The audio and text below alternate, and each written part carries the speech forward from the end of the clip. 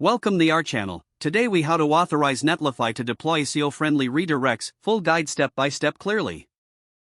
First, log into your Netlify account. Navigate to the site you want to configure for SEO-friendly redirects. Go to the Site Settings section on the left menu. Scroll down and find the Build and Deploy tab. Click on Deploy Settings under the Build and Deploy section. Locate the Redirects option in this section. You will see an option to set up redirects. Open your terminal or command line interface. Make sure you have Git installed on your machine. Clone your project repository using Git. Once cloned, cd into your project directory. Open your project's configuration file, usually named netlify.toml. In this file, you can define your redirects. Use the syntax for defining redirects in Netlify. Specify the old URL path followed by the new URL.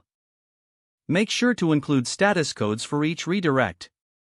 The most common status code is 301 for permanent redirects. After defining your redirects, save your changes. Return to your terminal and commit your changes. Use Git to push your updates back to the repository.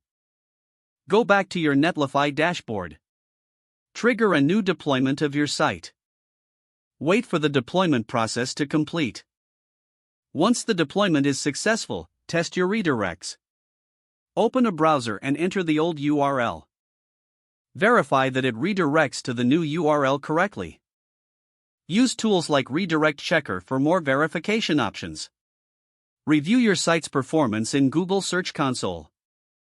Don't forget to like this video and subscribe to our channel for more step-by-step tech guides.